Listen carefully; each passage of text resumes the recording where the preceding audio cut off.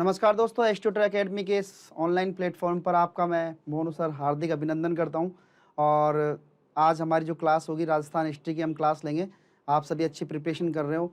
पटवार पुलिस रीट जो भी स्टूडेंट्स मेरे सामने इस समय लाइव क्लासेस देख रहे हैं उनके लिए बहुत ज़बरदस्त मैं मसाला लेके आया हूँ जो आपके बीच में प्रेजेंट करेंगे। बहुत अच्छी क्लास रहने वाली है। आज हम हिस्ट्री वाला टॉपिक स्टार्ट करेंगे और मैं आपको ये कंफर्म करवाता हूँ कि राजस्थान पुलिस के एग्ज़ाम से पहले तक आपकी हिस्ट्री में कंप्लीटली आपको फुल एंड फाइनल करवा दूंगा। साथ में वो चीज़ें मैं आपको दूंगा कि आप सोच भी नहीं सकते, ऐसी चीज़ें आपको प्रोवाइड करवाई जाएगी। बहुत अच्छा मिलने वाला है, आप सोच भी नहीं सकते वो मैटर आपको मिलने वाला है। दूसरी चीज़ दोस्तों, जो भी कमेंट्स वगैरह आपके हों वो आप सीधा यहाँ पर डाल सकते हो। उनकी जो क्वेरीज है वो आप हम क्लियर करवा देंगे, कोई दिक्कत नहीं है। तो दोस्तों, राजस्थान इतिहास की हम बात करें तो इतिहास बहुत बड़ा है राजस्थान का। कोई छोटा इतिहास नहीं है। मैं आपको ये बता दूं, बहुत लंबा इतिहास है क्योंकि कई राजवंश हमें पढ़ने पड़ेंगे। जैसे मेवाड़ राजवंश है, चौहान राजवंश है, प्रतिहार वंश है, जाट वंश है, ठीक है। इसके अलावा चौहान वंश है, आमेर का वंश है, मारवाड़ का वंश है। दोस्तों, काफ़ी हमें इतिहास पढ़ना पड़ेगा। उसके बाद में जैसे हम हिस्ट्री की बात करें तो हिस्ट्री में हमारे जो टॉपिक रहेंगे, जैसे राजस्थान की जो प्राचीन सभ्यताएं हैं वो भी हमें पढ़नी है। उसके अलावा प्रजामंडल भी पढ़ने हैं, आंदोलन भी पढ़ने हैं, महिलाओं की भूमिका भी पढ़नी है। तो ये जो मैटर, और दूसरी चीज़ अभी जो रीट वाली जो एग्ज़ाम है दोस्तों और पटवार वाली जो एग्ज़ाम है, चाहे पुलिस वाली एग्ज़ाम है, जो भी आप बच्चे मेरे जिस सब्जेक्ट से आप जुड़े हुए, जिस आपकी जो प्रिपरेशन आप लेके चल रहे हो उसके अकॉर्डिंग जो भी स्टूडेंट आप बैठे हुए, तो प्रिपरेशन हमको ऐसी करनी है, तैयारी हमें ऐसी करनी है कि हम उसका विस्तृत अध्ययन करेंगे।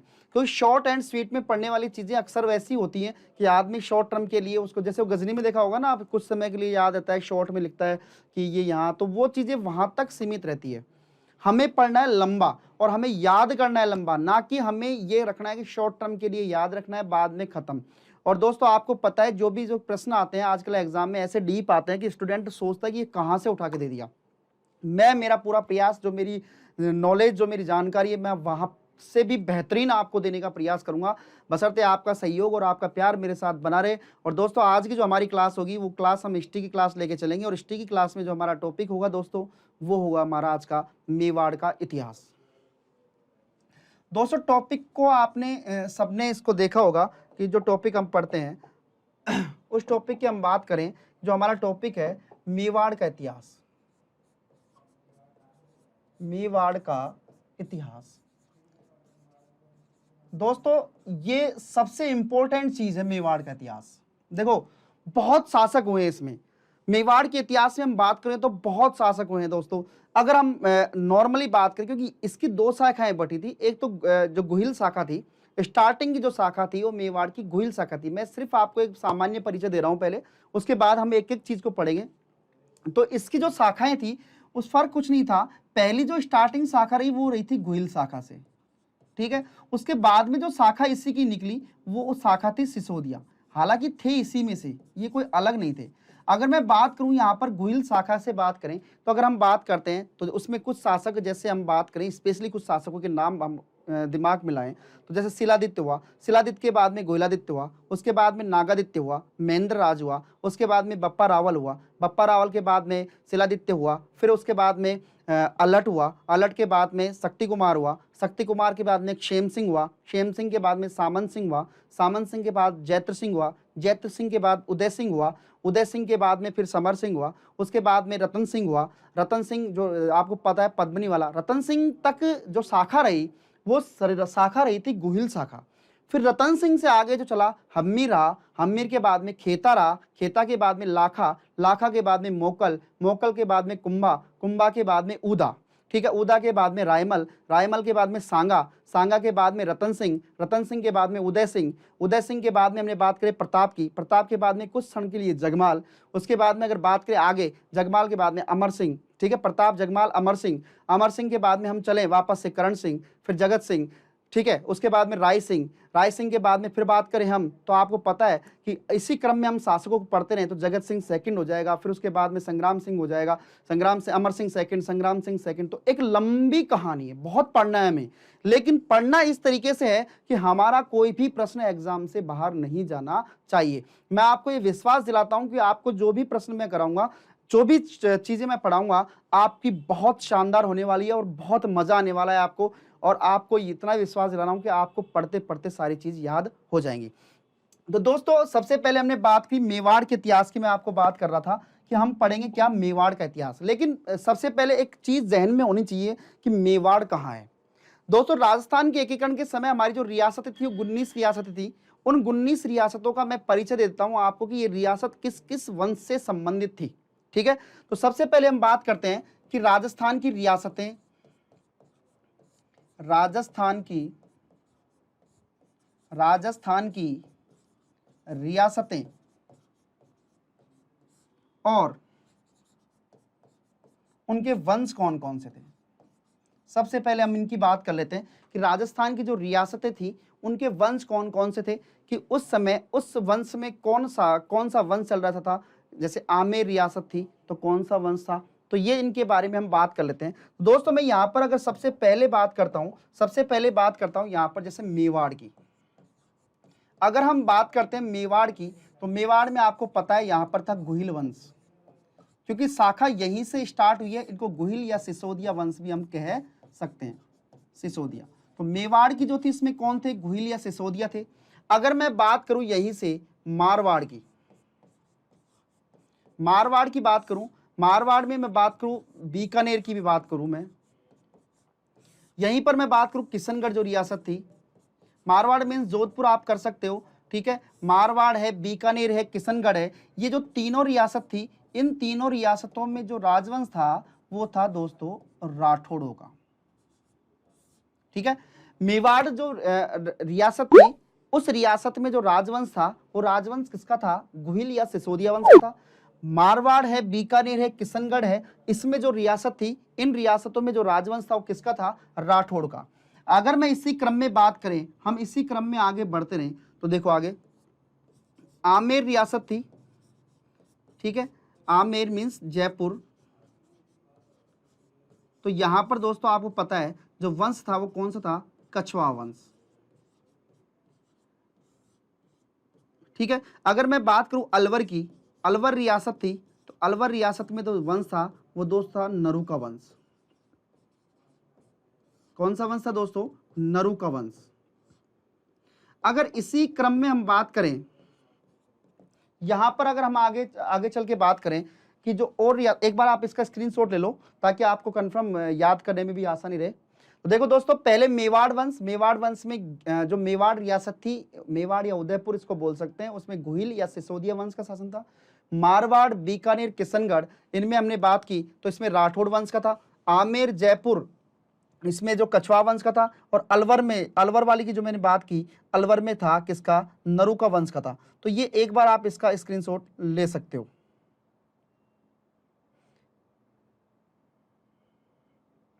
दोस्तों पढ़ना बहुत है हमें, अभी हमने पढ़ा कुछ भी नहीं है लेकिन पढ़ना बहुत है हमें, ये चीज हमको दिमाग में रखनी है। ठीक है, आगे चलते हैं। अगर मैं दोस्तों बात करूं भरतपुर और धौलपुर,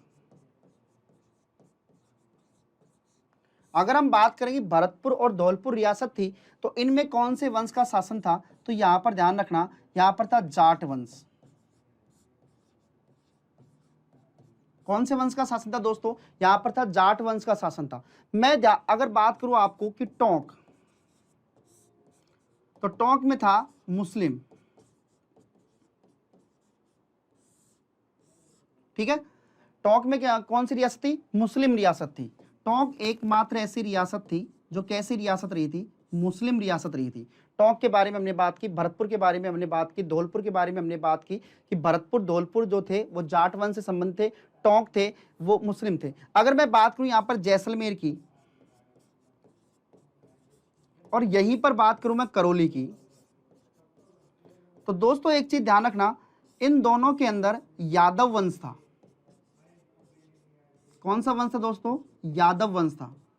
यादव वंश मतलब भगवान कृष्ण के वंशज, यादव वंश मतलब थे भगवान कृष्ण के वंशज थे। कहने का मतलब है जैसलमेर और अगर करौली की बात करते हैं तो ये दोनों जो रियासत थी उनमें यादव वंश था, लेकिन करौली में जो शासक थे वो अपने अंत में लगाते थे पाल। जैसे आपने देखा होगा मदन पाल, ठीक है, तो इस तरीके के जो शासक थे वो अपने पीछे क्या लगाते, पाल लगाते। टोंक मुस्लिम रियासत थी, भरतपुर और धौलपुर जाट। अगर आपसे एग्जाम में पूछते राजस्थान में जाट रियासत कौन कौन सी थी? तो आंसर क्या आएगा? भरतपुर और धौलपुर। अगर आपसे पूछ ले कि जैसलमेर में या फिर यादव वंश कौन सी रियासत में था, तो जैसलमेर में और करौली में था। ठीक है दोस्तों, आप स्क्रीनशॉट ले लो एक बार इसका। नेक्स्ट, अगर मैं बात करूं दोस्तों सिरोही में, सिरोही में देवड़ा राजपूतों का था, देवड़ा राजपूत।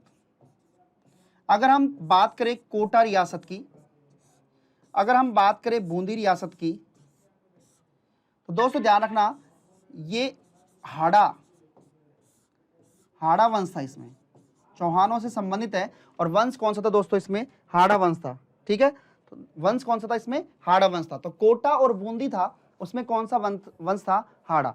अगर मैं बात करूं यहां पर झालावाड़ की, झालावाड़ की, तो इसमें था झाला वंश। कहने का मतलब यहाँ के जो शासक थे वो अपने नाम के पीछे अंत में क्या लगाते? झाला। ठीक है, तो झालावाड़ रियासत में वंश कौन सा था? झाला वंश था। और ये राजस्थान की सबसे नवीनतम रियासत थी।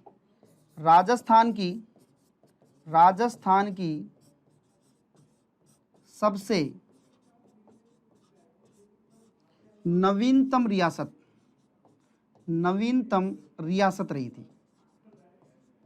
क्या रही थी? राजस्थान की सबसे नवीनतम रियासत रही थी। वो कौन सी रही थी? झालावाड़ रही थी।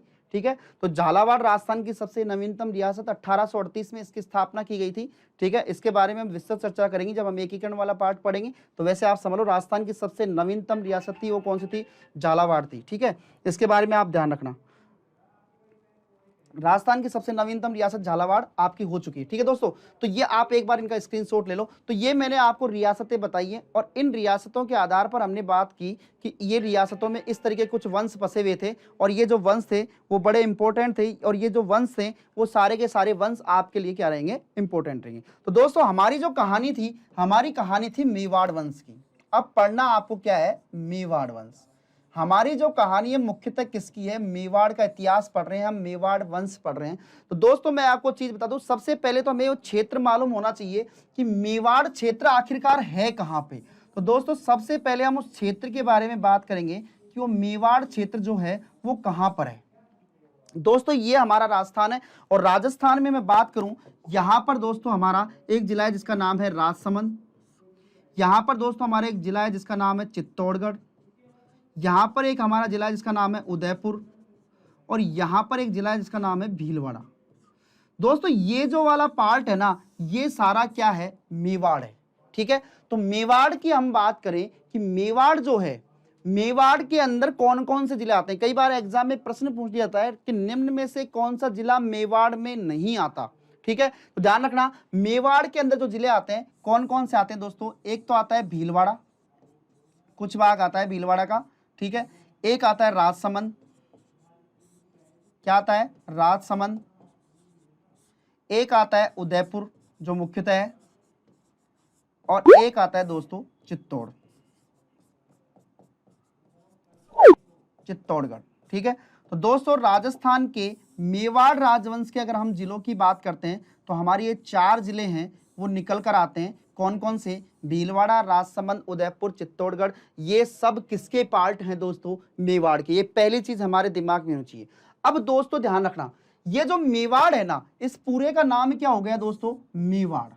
इसका पूरे का नाम क्या हो गया? मेवाड़। अब यहां पर हमको एक चीज पढ़नी है कि मेवाड़ का महाभारत काल में, ठीक है दोस्तों, मेवाड़ का कब? महाभारत काल में। महाभारत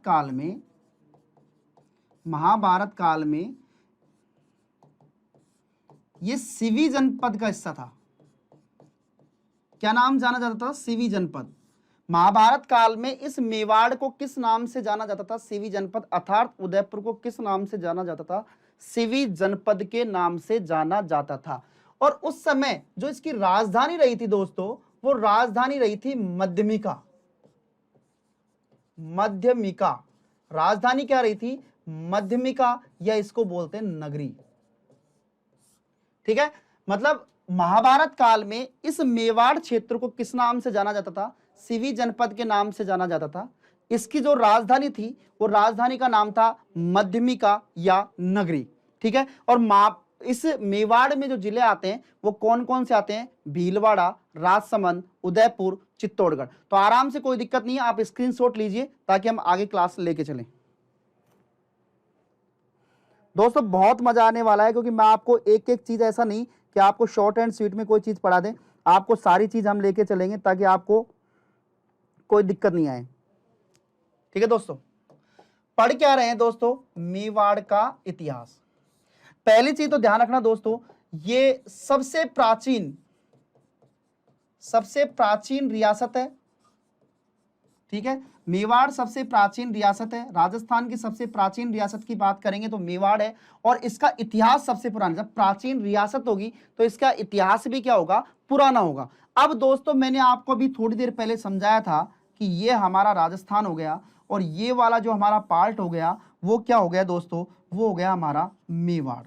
अब इसका नाम मेवाड़ क्यों पड़ा? फैक्ट बात तो ये है कि मेवाड़ नाम क्यों पड़ा? भाई सर मेवाड़ क्यों कहते हैं, क्यों कहा गया है इसे आखिरकार मेवाड़? रीजन क्या रहा था मेवाड़ का? तो दोस्तों यहां पर ध्यान रखना, यहां पर मेर या मेव जाति के लोग रहते थे।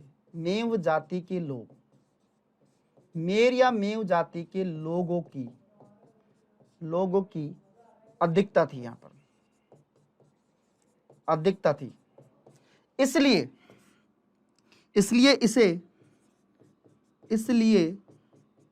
इसे मेदपाट या प्रागवाट कहा गया। भाई यहां पर कौन सी जाति के लोगों की अधिकता थी? मेर जाति के लोगों की अधिकता थी, इसलिए इसका नाम क्या पड़ गया दोस्तों? मेदपाट या प्रागवाट पड़ गया। ठीक है, यहां पर इसका नाम क्या पड़ गया? मेदपाट या प्रागवाट इसका नाम पड़ गया। मेदपाट अगर बोलेंगे तो संस्कृत में बोलेंगे, और वैसे बोलेंगे प्रागवाट तो हिंदी में बोलेंगे। तो मेदपाट मेर जाति की अधिकता होने के कारण यहां पर इसका नाम मेदपाट पड़ गया। और मेवाड़ का मतलब होता है मेव प्लस आड़, या वाड़ इसको बोल सकते हैं। ठीक है, तो ध्यान रखना, अर्थात मेवों से रक्षित, मेवों से रक्षित। अर्थात अगर कभी आपसे पूछ ले, कभी आपसे इसके बारे में पूछ ले कि मेवाड़ में किस जाति या मेवाड़ रियासत में प्राचीन काल में कौन सी जाति के लोगों की अधिकता थी, तो वहां पर दोस्तों आपका आंसर आएगा मेदपाट में आएगा आपका आंसर। मेव या मेर जाति के लोगों की क्या थी? यहां पर अधिकता थी, इसलिए इसका नाम क्या पड़ा? मेवाड़ पड़ा। ठीक है दोस्तों, यहां तक आपको मेरे हिसाब से कोई समस्या नहीं होनी चाहिए। अब दोस्तों हम पढ़ते हैं आगे, नेक्स्ट चलते हैं इससे आगे। अब देखो दोस्तों, मेवाड़ रियासत का झंडा, मेवाड़ रियासत का झंडा। ठीक है दोस्तों, देखो मेवाड़ रियासत का जो झंडा था वो कुछ इस तरीके से था। ठीक है, ये मेवाड़ रियासत का झंडा था, और इस मेवाड़ रियासत का जो झंडा था वो बड़ा जोरदार का। इसकी में एक बात आएगी, आपको मैं बता दूं, मेवाड़ रियासत के झंडे के बारे में जब बात आएगी तो आपको इसके बारे में कई बार प्रश्न पूछ लेता है एग्जाम में कि मेवाड़ जो रियासत है, उस मेवाड़ रियासत का जो झंडा है, वो झंडा अभी भी कहाँ सुरक्षित है ना? कई बार एग्जाम में, तो आज अब कभी आप चित्तौड़गढ़ फोर्ट साइड में जाओगे तो आपको इसका पता लग जाएगा कि मेवाड़ रियासत का झंडा कहाँ पर है। तो यहाँ पर देखना कि जो मेवाड़ रियासत है, उस मेवाड़ रियासत का झंडा में कुछ इस तरीके से बना हुआ है, और यहां पर सूर्य की आकृति है। क्या ये? सूर्य। ठीक है, और इसके एक तरफ यहां पर एक भील पूंजा है, और यहां पर एक योद्धा है जो राजपूत योद्धा है। इस तरीके से इस पर चिन्ह है, और नीचे कुछ दोस्तों इस तरीके से पट्टी लगी हुई है, इस तरीके से पट्टी लगी हुई है, और इस पट्टी पर लिखा हुआ है, इस पट्टी पर दोस्तों लिखा हुआ रखा है, जो दृढ़ राखे, दृढ़ राखे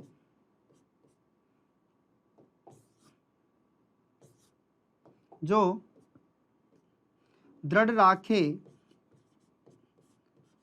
धर्म को तिहि राखे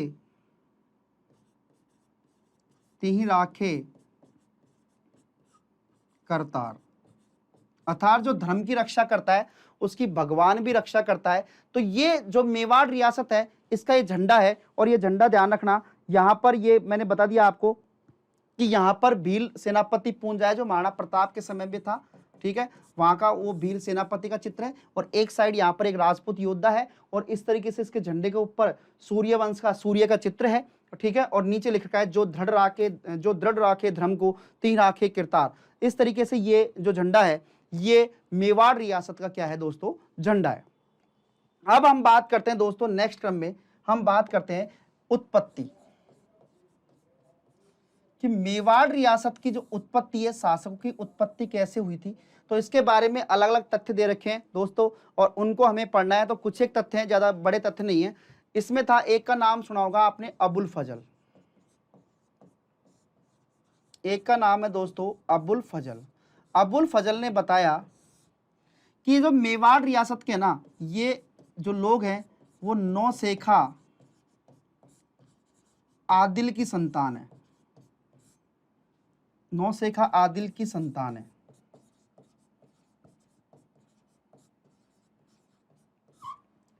इन्होंने बताया कि ईरान का एक था जिसका नाम था नौशेखा आदिल, ईरान का ना, ईरान के नौशेखा आदिल की संतान है। किसने बताया था, अबुल फजल ने बताया था। अब दोस्तों कैसे बताया, देखो इनका मानना यह था कि ये जो राजस्थान है, ठीक है, और यहां पर पड़ता है दोस्तों ईरान, और ये पड़ता है अपना मेवाड़। तो दोस्तों इन्होंने बताया, अबुल फजल ने बताया कि एक बार नौशेखा जो है, नौशेखा आदिल है, ये नौशेखा आदिल अपने परिवार सहित यहां पर आक्रमण करने के लिए आया, और कहते हैं कि वो इसी क्षेत्र में रह गया, ठीक है, और इसका एक वंशज था जिसका नाम था नौसांजदा, नौसांजदा,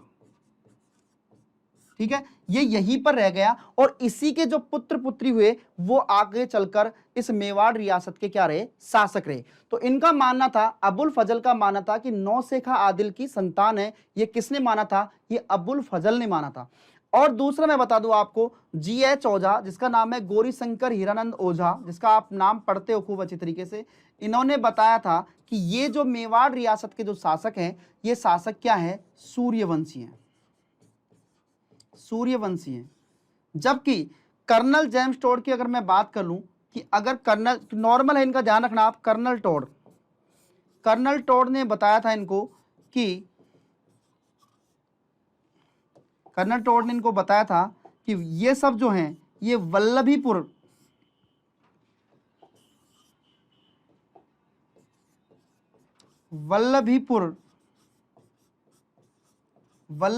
के शासक शिलादित्य के वंशज हैं, शिलादित्य के वंशज हैं। ये किसने बताया दोस्तों, ये बताया था कर्नल जेम्स टोड ने। कर्नल जेम्स टोड ने बताया कि ये जो सब हैं वो किसके संतान है, शिलादित्य के वंशज हैं, ठीक है, कर्नल जेम्स टोड ने। GH ओझा ने इसको बताया सूर्यवंशी है। अबुल फजल ने बताया कि नौशेखा आदिल की, ईरान का जो नौशेखा आदिल है इनके वंशज है, इनकी संतान है। और मैंने बता दिया कि नौशेखा आदिल एक जब आया था अपने परिवार के साथ में, तो इसका नौसांजदा यहाँ रह गया था, ठीक है। तो दोस्तों आप स्क्रीनशॉट लीजिए इसका एक बार।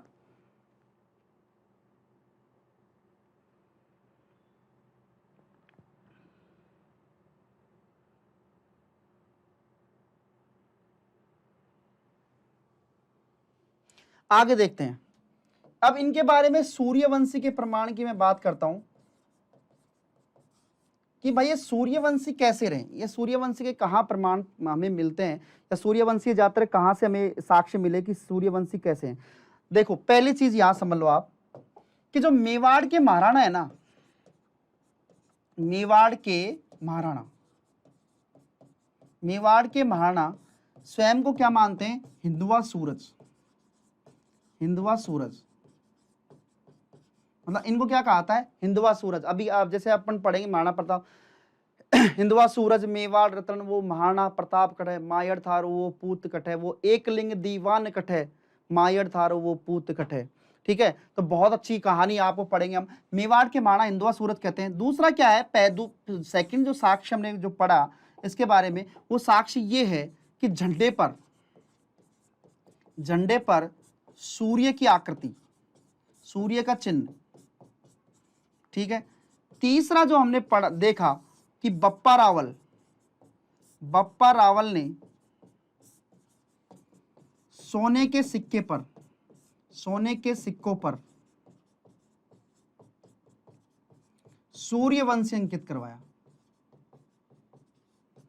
और जबकि चौथा जो साक्ष्य मिलता है वो मिलता है हमको मेवाड़ के जो रायमल थे, रायमल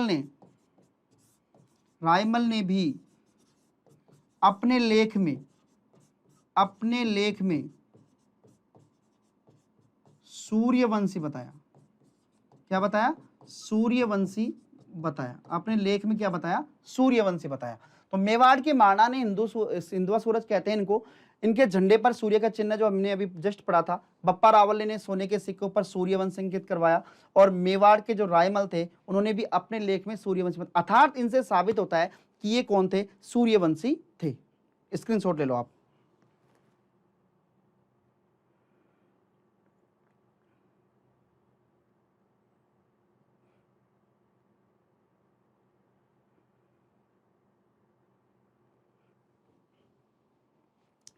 ठीक है दोस्तों, अगर हम इस क्रम में इनकी बात करें, ये मेवाड़ के जो राजाओं की हम बात करते हैं, अगर इन्हीं के संदर्भ में हम बात करें तो यहाँ इनके कुल देवता की बात करता हूं मैं कि मेवाड़ के राजवंश के कुल देवता कौन है। तो उनको आपको सबको पता है, उनका नाम है एकलिंग जी।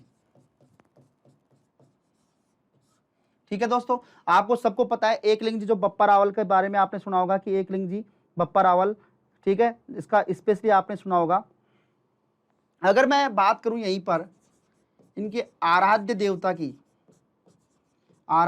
की बात करता हूं तो जो गढ़बोर के हैं, गढ़बोर जो कि राजसमंद में है, गढ़बोर राजसमंद के चार भुजानाथ। अगर मैं इनकी दोस्तों बात करूं कि इनकी कुलदेवी कौन है, अभी केवल बेसिक जानकारी हम पढ़ रहे हैं कि इनकी कुलदेवी कौन है। दोस्तों ध्यान रखना, कुलदेवी है बाण माता, क्योंकि बाण माता का कहाँ है मंदिर? ये दोस्तों ध्यान रखना, केलवाड़ा और चित्तौड़ दुर्ग में। वैसे ध्यान रखना, जहां जहां इनकी राजधानी बनती गई वहां वहां बाण माता का मंदिर बनता गया था। मैं ये इसको स्पेशली आप ध्यान रखना, है ना। और अगर मैं बात करूं आराध्य देवी कौन थी, तो उनका नाम था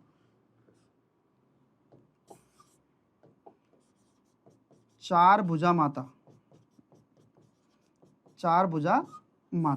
ठीक है, और ये कहाँ है? राजसमंद में। दोस्तों ये बेसिक छोटी छोटी चीजें हैं जो हमारे बड़ी इंपॉर्टेंट होती है, जो हमको पढ़नी पड़ती है। कुल देवता हो गया एकलिंग जी, सबको पता है, जो कि नागदा में है। आराध्य देवता गढ़बोर राजसमंद में है। ठीक है, कुल देवी की बात करें तो बाणदा, देखो किसी भी वंश की अगर बात करेंगे तो एक तो होगी कुल देवी दोस्तों, और एक होगी आराध्य देवी। ये दोनों अलग अलग हैं। ठीक है, कुल देवता और आराध्य देवता। तो ठीक है, तो ये ध्यान रखना है। तो आराध्य देवता हो गए गढ़बोर में है, चार भुजानाथ जी का मंदिर। कुलदेवी है बाण माता, केलवाड़ा में है और चित्तौड़गढ़ दुर्ग में। और आराध्य देवी है चार भुजा माता की, जो कि कहाँ है? ये राजसमंद में है। ठीक है दोस्तों, स्क्रीनशॉट लीजिए आप।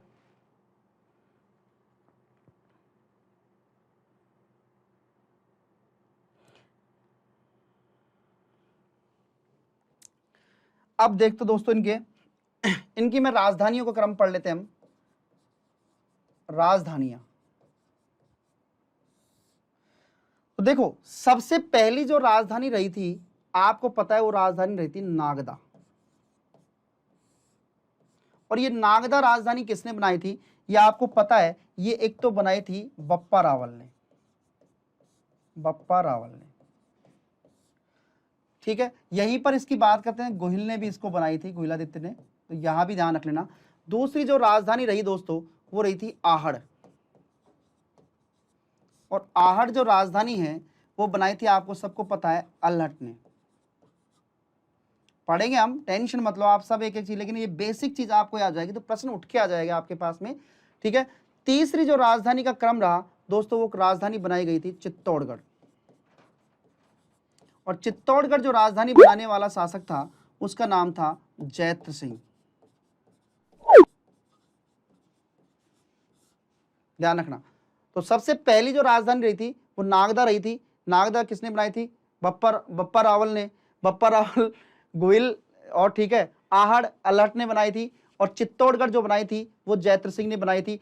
अब दोस्तों यहां से राजधानियों का जो क्रम उठा, यहां से राजधानियां जो चेंज होती गई, उन राजधानियों में स्पेशली आएगी, देखो अब यहां से एक राजधानी बन जाती है चौथी, जिसका नाम है आपको पता है गोगुंदा। फिर एक राजधानी बनती है उदयपुर, और ये दोनों जो राजधानियां हैं ये किसने बनाई थी? ये दोनों राजधानी बनाई थी उदय सिंह ने। फिर यहां से राजधानी जो गई, अस्थायी राजधानी गई, वो गई आवारागढ़, और आवारागढ़ के बाद में गई चावंड, सॉरी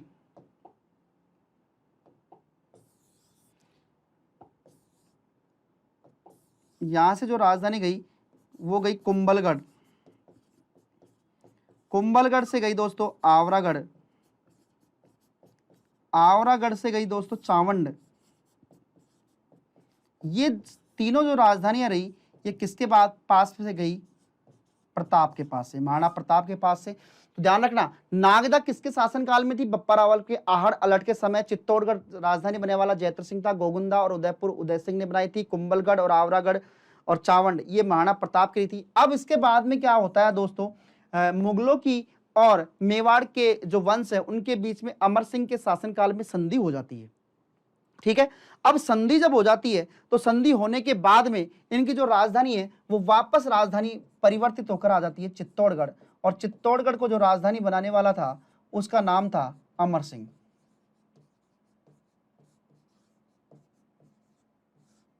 ठीक है, चित्तौड़गढ़ को जो राजधानी बनाने वाला था दोस्तों उसका नाम क्या था? अमर सिंह। ये स्पेशली बात आप ध्यान रखना, चित्तौड़गढ़ को जो राजधानी बनाई वो किसने बनाई थी? अमर सिंह ने बनाई थी।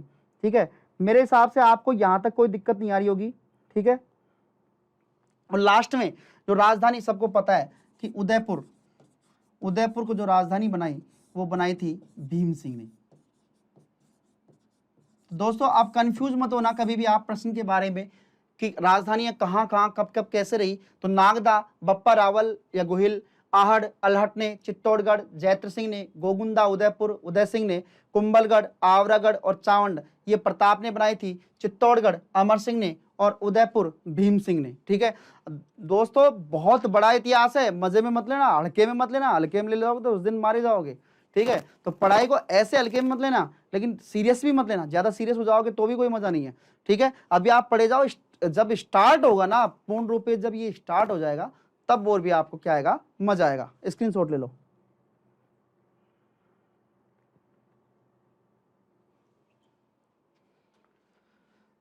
अब दोस्तों यहां पर जो इतिहासकार, अलग अलग इतिहासकार अपने अलग अलग साक्ष्य रखते हैं, अलग अलग चीजें, सब अपने अपने मत से अलग अलग चीजें बताते हैं कि इस तरीके से हुआ, इस तरीके से होगा। तो मैं यहां पर नॉर्मली चीज बताता हूं कि अगर हम सूर्यवंश की बात करें तो एक थे विवस्वान, शासक का नाम क्या था? विवस्वान। और ये जो थे ये सूर्यवंशी थे। ये कौन थे? सूर्यवंशी थे। ये विवस्वान कौन थे? ये जो विवस्वान शासक थे ये सूर्यवंशी थे। विवस्वान जो शासक थे वो सूर्यवंशी शासक थे, विवस्वान। इस विवस्वान की जो संतान हुई, ठीक है, उस संतान में जो पीढ़ियों में आए वो दशरथ आए। दशरथ के पुत्र हुए राम। ठीक है, राम के पुत्र हुए लव और कुश, और इन्हीं पीढ़ियों में कुश के पुत्र हुए जिसका नाम था विजय भूप। ठीक है, और विजय भूप का जो छठवां पुत्र हुआ, विजय भूप का जो छठवां संतान हुई उसका नाम था शिलादित्य। पीढ़ी में शिलादित्य, शिलादित्य। दोस्तों ये चीज आपको समझ में आ जानी चाहिए जो मैं बताना चाह रहा हूं आपको। यहां तक आपको कुछ न कुछ कैलकुलेशन मिलना चाहिए, आपके दिमाग में क्या बैठ रहा है वो चीज आपको ध्यान में रखनी है। विवस्वान सूर्यवंशी, आपने सुना है भगवान राम सूर्यवंशी, तो उनके जो पहले, जो प्रथम व्यक्ति विवस्वान, विवस्वान की पीढ़ी में दशरथ हुए, तो दशरथ भी सूर्यवंशी होंगे। दशरथ के पुत्र राम हुए, राम भी सूर्यवंशी हो गए। राम के पुत्र लव और कुश हुए, कुश के पुत्र विजय भूप हुए, और विजय भूप का शिलादित्य। दोस्तों यहां से लेकर और यहां तक के लोगों की जो राजधानी थी ना, वो राजधानी आपको सबको पता है, इन सबकी जो राजधानी थी वो क्या रही थी? अयोध्या रही थी। क्या रही थी? अयोध्या रही थी। इन सबकी जो राजधानी क्या रही थी? अयोध्या रही थी। दोस्तों ध्यान रखना यहाँ पर, ये नॉर्मली मैं बता रहा हूं आपको, ये हमारा भारत हो गया, ठीक है, ये हो गई अयोध्या, ये क्या हो गई? अयोध्या हो गई। और इस अयोध्या में जो शासक है वो कौन है? विजयभूप। और विजयभूप का ऐसा बताया जाता है कि छठवां वंशज जिसका नाम था शिलादित्य, शिलादित्य, ये यहां पर आकर बस गया, जिसका नाम था वल्लभीपुर। वल्लभीपुर मतलब इसने अपनी राजधानी कहां बनाई दोस्तों? इसने अपनी राजधानी बनाई वल्लभीपुर को। देखो बात को ढंग से समझना, विवस्वान से लेकर विजयभूप तक की जो राजधानी रही थी, वो राजधानी कहां रही थी? अयोध्या रही थी। इन सबकी जो राजधानी थी वो अयोध्या रही थी, लेकिन विजयभूप का छठवां वंशज जो था शिलादित्य, उसने अपनी राजधानी क्या बताई? वल्लभीपुर बताई। लेकिन कुछ इतिहासकारों की जो बुक पढ़ते हैं या कुछ इतिहासकार जो प्रमाणिक तौर पे बताते हैं, उनका जो मानना होता है, उनके पीछे कुछ कहानी और होती है, जिसको हम एक बार हम पढ़ना चाहेंगे। ठीक है, तो हम सबसे पहले ये शिलादित्य के बारे में पढ़ेंगे कि और विद्वान क्या कहते हैं या क्या नहीं कहते हैं। आप इसका स्क्रीनशॉट ले सकते हो, मैं आपको दूसरी कहानी से इसको समझाना का प्रयास करूंगा। अब देखो दोस्तों, हम यहां पर शासक पढ़ेंगे जिसका नाम है शिलादित्य। ऐसा कहा जाता है कि एक शहर था जिसका नाम था केहर। आप ये मैं नॉर्मली बना रहा हूं, शहर का नाम है केहर। यहां पर एक ब्राह्मण था, उस ब्राह्मण का नाम था देवादित्य। और इस ब्राह्मण की दोस्तों एक पुत्री थी, उस पुत्री का नाम था सुभागा। ठीक है, एक ब्राह्मण था, उसका नाम था देवादित्य, और देवादित्य ब्राह्मण की जो पुत्री थी उसका नाम था सुभागा।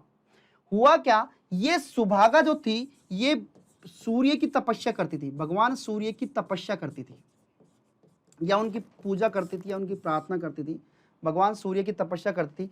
ठीक है, इस सुभागा के जो सुभागा थी सूर्य की तपस्या करती थी, और सूर्य भगवान का इनको एक बीज मंत्र मिल गया। बीज मंत्र में ये था कि अगर इसमें यह था कि अगर इस बीज मंत्र को इन्होंने उच्चारित कर दिया तो ये गर्भवती हो जाएगी, ऐसा इस बीज मंत्र में था। हुआ क्या, इस सुभागा का कर दिया विवाह, और जिस दिन विवाह हुआ उस दिन फेरों के समय ठीक है, इसके पति की क्या हो गई? मृत्यु हो गई।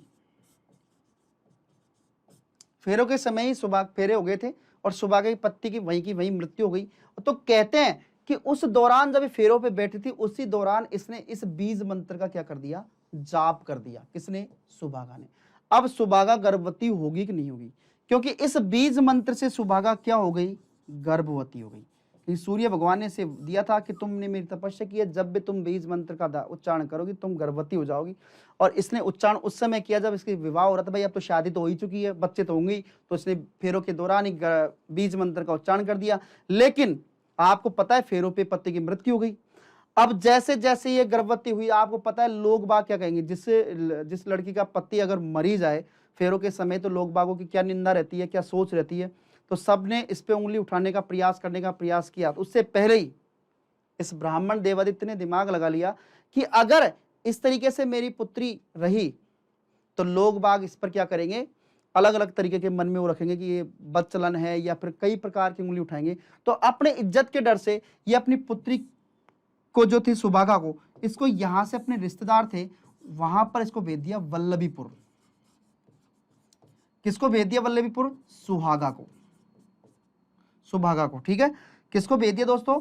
वल्लभीपुर। किसको भेज दिया इसने? अपनी पुत्री सुभागा को भेज दिया।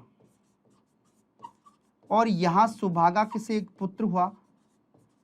ठीक है, इस पुत्र ने आकर पूछा कि मां, क्योंकि आपको पता है जब इसका कोई नाम नहीं रखा, जब बच्चे खेलते हैं तो जब ये बड़ा हुआ धीरे धीरे, सुभागा का पुत्र बड़ा हुआ, तो बड़े होते होते जब खेले में बच्चे पूछे तेरा नाम क्या है, तेरे पिताजी का नाम नहीं है, तो एक दिन शिलादित्य गया गुस्से में, और गुस्से में जाकर मां से बोला कि मां या तो मुझे मेरे पिता का नाम बता या फिर मैं तेरा सिर फोड़ दूंगा। सुभागा ने जैसे ही सुभागा का सिर फोड़ने के लिए शिलादित्य ने पत्थर उठाया, तो उसी समय भगवान सूर्य प्रकट हुए और भगवान सूर्य ने कहा कि मैं तेरा पिता हूं और तेरा नाम आज से होगा शिलादित्य, अर्थात तू पत्थर से पैदा हुआ, तो इसका नाम क्या रख दिया? शिलादित्य रख दिया। दोस्तों ये कहानी आपको समझ में आई होगी। अब कहते हैं इस शिलादित्य को भगवान सूर्य ने एक पत्थर दिया। सूर्य ने क्या दिया? एक पत्थर दिया और ये कहा कि इस पत्थर का प्रयोग तू एक बार कर सकता है, इस पत्थर का प्रयोग एक बार कर सकता है। तो इसने क्या किया? इस शिलादित्य ने इस वल्लभीपुर के राजा को ही क्या कर दिया? मार दिया इस पत्थर से। और वल्लभीपुर का शासक कौन बन गया? इस वल्लभीपुर का शासक कौन बन गया? शिलादित्य बन गया। इस वल्लभीपुर का जो शासक था वो कौन बन गया दोस्तों? शिलादित्य बन गया। ठीक है, तो अब यहां का शासक कौन हो गया? शिलादित्य। दोस्तों ये कहानी थी शिलादित्य के बारे में। शिलादित्य जो इस वल्लभीपुर का क्या बना? शासक बना। ठीक है दोस्तों, तो ये शिलादित्य रहा। अब आपको कहानी समझ में आ गई होगी, इसको हम पढ़ लेते हैं। अब बात करते हैं हम शिलादित्य के बारे में। ये आपने पढ़ ही लिया, कहानी आपको समझ में आ गई होगी, लिखने की कोई आवश्यकता नहीं है। दोस्तों अब क्या हुआ? दोस्तों ये वल्लभीपुर है, इस वल्लभीपुर का शासक कौन हो गया? अब इस वल्लभीपुर का जो शासक है उस शासक का नाम है शिलादित्य। ठीक है, इस शिलादित्य का विवाह हुआ था यहां पर आबू में, आबू की परमार राजकुमारी, परमार राजकुमारी जिसका नाम था पुष्पावती। इस शिलादित्य का जो जन्म हुआ, ये शिलादित्य का जो विवाह हुआ वो आबू के परमार राजकुमारी पुष्पावती के साथ में इसका विवाह हुआ था। अब क्या हुआ? एक बार इस शिलादित्य पर आक्रमण कर दिया अरबियों ने। क्या कर दिया? आक्रमण, अरबी आक्रमण हुआ। अरबी आक्रमण हुआ तो दोस्तों इस तरीके से आक्रमण हुआ, यहां सब कुछ तहस नहस हो गया। वल्लभीपुर को तहस नहस कर दिया, शिलादित्य मारा गया। लेकिन उस समय इनकी जो रानी थी पुष्पावती, वो अपने इष्ट देवी, अपनी जो माता थी वो थी यहां पर आबू में, उनकी माता थी। उस माता अंबिका माता के क्या करने गई थी? दर्शन करने गई थी। कहां पर गई थी? आबू, मतलब ये शहर में नहीं थी। पुष्पावती उस समय वल्लभीपुर में उपस्थित नहीं थी और ये दर्शन करने के लिए कहां गई हुई थी? आबू। और इसके पीछे से पूरा क्या हो गया? तहस नहस हो गया। जब ये वापस लौट रही थी तो रास्ते में, ठीक है, रास्ते में क्या मिली? सूचना मिली कि क्या हो गया? सब कुछ क्या हो गया? वल्लभीपुर क्या हो गया? तहस नहस हो गया। वल्लभीपुर क्या हो गया? तहस नहस हो गया। सूचना मिली किसको? इस पुष्पावती को। ये उस समय गर्भवती थी, इनके पेट में संतान थी और इन्होंने क्या लिया? इन्होंने निर्णय लिया सती होने का। पुष्पावती ने किसका होने का निर्णय लिया? सती होने का। लेकिन आपको पता है दोस्तों, सती होने के लिए, ठीक है, महिला का गर्भधारण नहीं होना चाहिए। गर्भवती महिला सती नहीं हो सकती। अब करे तो क्या करे? तो ये पुष्पावती क्या हुआ? पुष्पावती के साथ में जो दासियां वगैरह थी ये सारे के सारे पहुंचे। यहां पर एक गुफा थी, उस गुफा का नाम था मलिया गुफा। कौन सी गुफा? मलिया गुफा। और इस मलिया गुफा में इस पुष्पावती ने दिया एक बच्चे को जन्म, बच्चे को जन्म। और इस बच्चे को जन्म दिया और इसी बच्चे का नाम रखा इन्होंने, गुफा को बोलते हैं घो, गुफा को बोलते हैं दोस्तों घो। और इसी, जब इस गुफा में इस पुष्पावती ने एक बच्चे को जन्म दिया तो उसका नाम क्या रख दिया? गोहिल। अर्थात इस पुष्पावती से कौन सा पुत्र उत्पन्न हुआ? गोहिल। ठीक है, अब इसके पिता का नाम क्या था? आदित्य, आदित्य। तो गोहिल प्लस पिता का नाम आदित्य, तो इसका नाम बन गया दोस्तों गोहिलादित्य, गोहिलादित्य। तो गोहिलादित्य का जन्म कौन सी गुफा में हुआ? मलिया गुफा में हुआ। और बाद में इस पुष्पावती ने एक वीरनगर की, कमलावती थी, इस पुष्पावती ने वीरनगर की, कहां की? वीरनगर की कमलावती को सौंप दिया। मतलब इस गोहिलादित्य की जो जिम्मेदारी थी इस पुष्पावती ने किसको दी? वीरनगर की जो थी ब्राह्मणी, कमलावती ब्राह्मणी थी, उसको इसकी जिम्मेदारी सौंपी और कहा कि तुम इस बच्चे का लालन पालन करना और मैं यहां से अब क्या हो रही हूं? सती हो रही हूं। तो दोस्तों ये हमने पढ़ा आज तक का शिलादित्य। कल जो हमारी क्लासेज होगी उससे हम पढ़ेंगे आगे नेक्स्ट हमारे शासक जो हम शासक पढ़ने वाले हैं, ठीक है। कल घोइलादित्य से लेकर हम जितना भी रावल वंश है उसको हम खत्म करेंगे। दोस्तों बने रहिए एस्ट्रो अकेडमी के साथ। धन्यवाद। क्लास में जो भी आपकी क्वेरीज हो, जो भी आपके प्रश्न हो, वो आप डाल सकते हो हमारे उस पर, आपका उन प्रश्नों का भी सॉल्यूशन करवाया जाएगा। धन्यवाद।